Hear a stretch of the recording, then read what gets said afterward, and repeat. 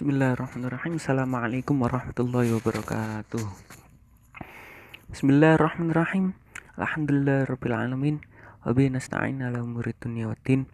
Assalatu wassalamu ala sayyidil anbiya'i wal mursalin sayyidina wa maulana wa habibina Rasulillah Muhammad ibn Abdillah wa ala alihi wa sahbihi ajma'in.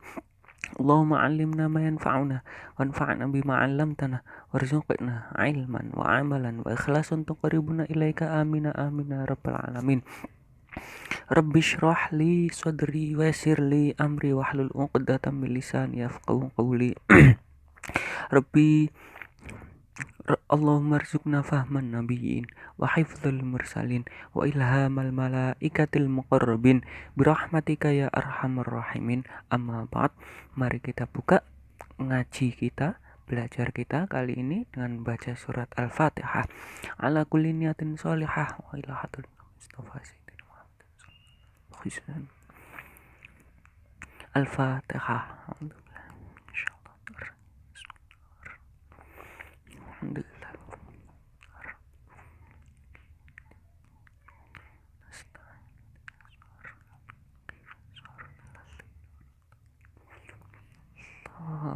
Amin. Bismillahirrahmanirrahim. Nah, sekarang kita baca hadis nomor berapa ini? Ke-6. Al-hadisus hadis nomor 6. Al-halalu wal haram, tentang halal dan haram. Langsung kita baca ya. Bismillahirrahmanirrahim.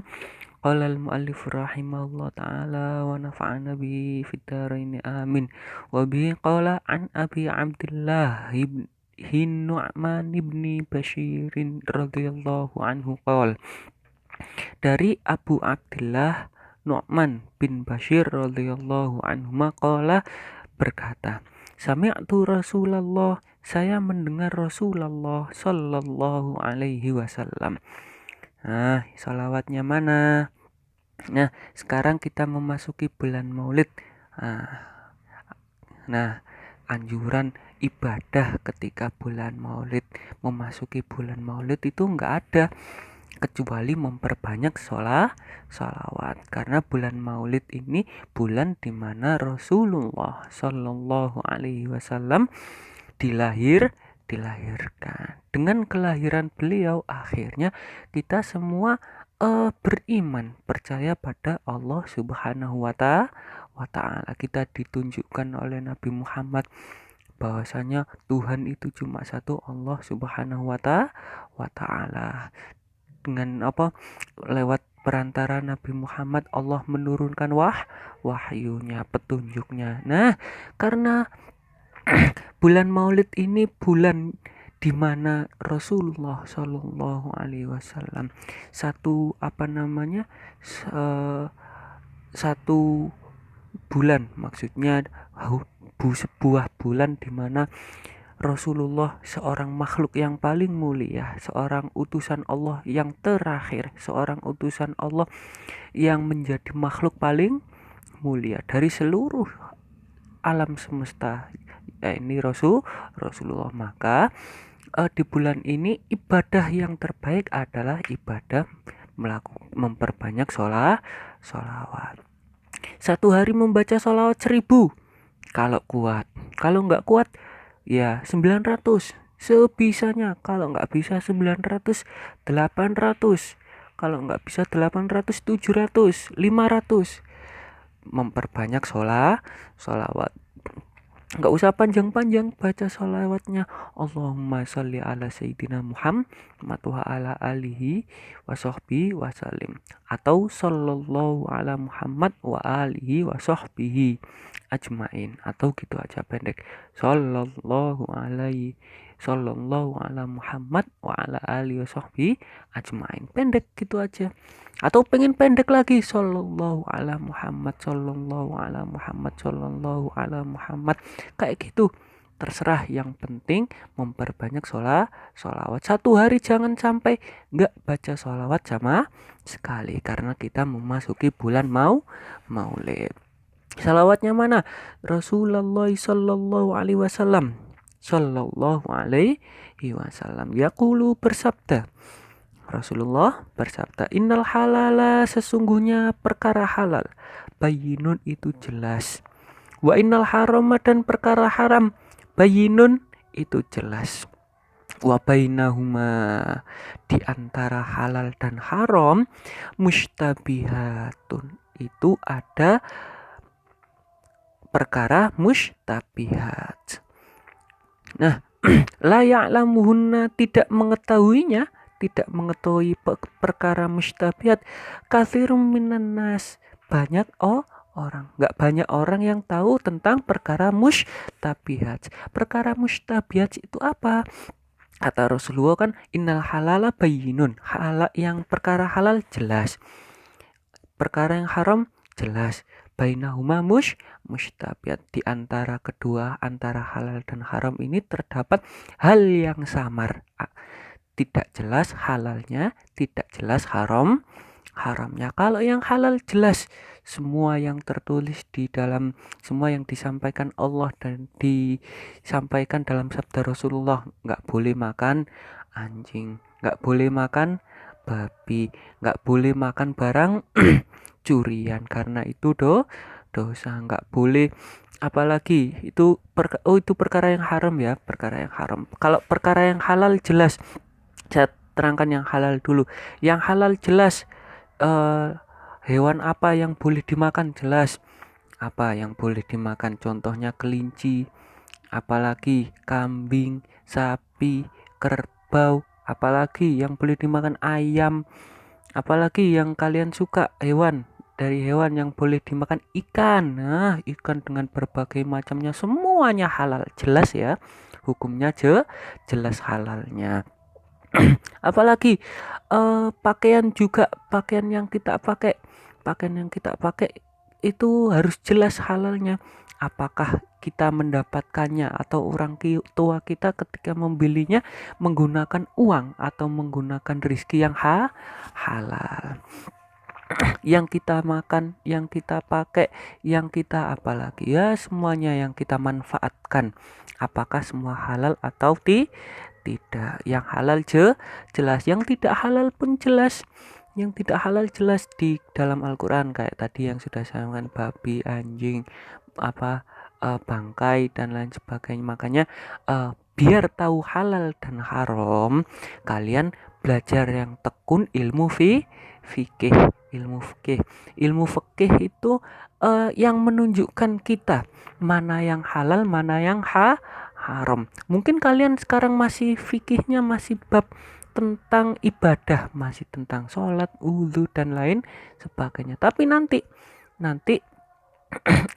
ada bab-bab yang menjelaskan tentang mana yang halal, mana yang haram, gitu ya. Makanya belajar fikih yang rajin, belajar fikih yang rajin. Belajar fikih itu belajar hukumnya Allah Subhanahu wa ta'ala. Wa bainahuma mustabihat, di antara halal dan haram yang sudah jelas, ini halal, ini haram, sudah ditunjukkan Allah Subhanahu wa ta'ala lewat Al-Qur'annya, sudah ditunjukkan sama Allah, sudah ditunjukkan sama Rasulullah lewat sabda-sabdanya. Ini yang ini halal, ini haram, ini boleh, ini enggak boleh, mencuri enggak boleh, bekerja boleh, apalagi mendapatkan rezeki, berdagang boleh, meriba enggak boleh, apalagi gosip enggak boleh. Gosip itu apa? Meminjam orang lain, memakai barang orang lain tanpa izin, itu namanya gosip, itu haram, enggak boleh. Gosip enggak boleh, mencuri enggak boleh. Terus apalagi? Ya banyak banyak enggak boleh. Yang boleh juga banyak, malah lebih banyak yang boleh. Bekerja jadi tukang kayu boleh, bekerja jadi tukang batu boleh, bekerja jadi di kantor boleh, bekerja di pasar boleh, bekerja di jalan Gojek semisal boleh, semuanya banyak yang boleh kecuali yang dilarang. Jelas, semuanya sudah jelas diatur oleh Allah Subhanahu wa ta'ala, tetapi di antara halal dan haram ada perkara yang samar, tidak jelas halal dan haramnya. Contohnya nih, contohnya ketika kita mau beli sesuatu di toko. Nah, ada orang punya toko apa? Semisal toko pakaian. Semisal toko pakaian, ada seseorang punya toko pakaian, kita mau beli di sana, tetapi kita tahu, oh orang ini itu orang ini itu eh, masih suka mencuri sampai sekarang. Itu kan nggak jelas apakah barang yang dijual itu hasil curian atau hasil usahanya, itu kan nggak jelas. Ya apa enggak? Atau orang jual warung deh, warung. Warung. Warungnya ini orangnya ini kita tahu, oh orang ini nggak bisa menyembelih ayam, nggak bisa nggak tahu tata cara menyembelih ayam ataupun kambing. Nah, dan makanan yang ada di restorannya itu dari kambing dan ayam yang disembelih sendiri, kita tahu. Nah, maka itu perkara yang mustabihat. Perkara yang mustabihat. Terus apalagi? Oh iya, ketika ada makanan, contoh ini yang di pesantren, nih. Ketika di kamar biasanya kan ada 4 orang. Tiba-tiba di tengah kamar ada makanan, nggak tahu punya siapa. Nah, itu makanan tersebut adalah makanan mustabihat, nggak jelas apakah halal, apakah haram, apakah yang punya ini meridhoi untuk dimakan temannya ataukah tidak.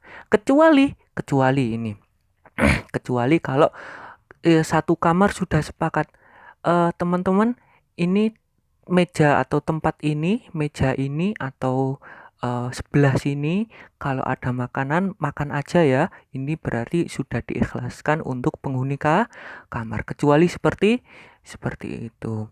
Nah, kalau nggak jelas di kamar tiba-tiba ada jajan satu kerdus, nggak tahu punya siapa, kita asal ambil aja, itu nggak boleh mustabihat. Itu perkara mustabihat. Lah perkara yang samar halal dan haramnya ini lebih baik dihindari. Contoh lagi perkara yang samar, kita menemukan contoh ini kalau yang di hadis Nabi, ada di keterangan kitab bawahnya sini. Nah, suatu ketika Nabi itu ketika duduk di dalam rumahnya, tidak di atas kasurnya, di atas kursi atau amben, bahasa Jawanya amben, nggak tahu bahasa ininya apa, pokoknya duduk di atas suatu tempat lah di rumahnya. Tiba-tiba jatuh jatuh sebuah satu buah, ada buah yang jatuh, ada satu buah yang jatuh sama Rasulullah, mau dimakan, diambil terus mau dimakan. Akhirnya Rasulullah akhirnya nggak jadi dimakan karena takut bahwasanya makanan atau buah tersebut adalah buah untuk zakat. Nah, Rasulullah dan keturunannya itu nggak boleh memakan harta zakat. Paham ya? Jadi ketika ada atau uang, uang nemu di jalan, ini punya siapa? Oh, ini punya siapa? Di jalan atau di pesantren, jangan langsung diambil. Nah, jangan langsung diambil. Daripada mubazir nanti nggak dipakai, ya udah tak ambil aja. Naudzubillah min dzalik. Itu barang mustabihat, nggak tahu halal haramnya. Ya nggak tak makan, daripada mubazir nanti tak masukin ke masjid aja. Masih mustabihat. Biarin aja. Gitu ya. Itu barang mustabihat. Famanittaqo, barang siapa yang menjauhi asyubuhati. Nah, ini kata Nabi, kata Rasulullah, famanittaqo, barang siapa yang menjauhi asyubuhati, perkara syubhat, istabro'a, maka ia telah mensucikan lidinihi, agamanya, wa irdihi, dan agamanya. Barang siapa yang menjauhi perkara-perkara yang enggak jelas, ini halal, ini haram, apakah ini halal, apakah ini haram, ulama berbeda pendapat. Nah, itu maka dia telah mensucikan agamanya dan kehormatannya. Waman waqa'a fi syubuhati, dan barang siapa yang terjatuh fi syubuhati pada perkara syubhat, maksudnya barang siapa yang mengambil atau memakan atau memanfaatkan barang syubhat waqa'a fil haram, maka ia terjatuh pada perkara haram, tertimpa perkara haram. Makanya dijauhi barang syubhat itu barang yang lebih banyak mendekati haramnya, meskipun tidak jelas apakah ini haram apakah ini halal, tapi kebanyakan lebih banyak mendekati perkara yang haram gitu ya, paham? Karoi udah berapa menit ini? Oh, udah 15 menit. Ya udah nggak lama-lama, itu aja ya. Karoi wallahu alam bisawab. Nanti kita lanjut minggu besok. Ya, sekian dari saya. Jangan lupa sholawatnya. Sehari jangan lupa baca sholawat entah 1800 dan lain sebagainya, karena ini bulan Maulid, bulan dilahirkannya Rasulullah. Baca sholawat yang banyak. Sekian dari saya. Assalamualaikum warahmatullahi wabarakatuh.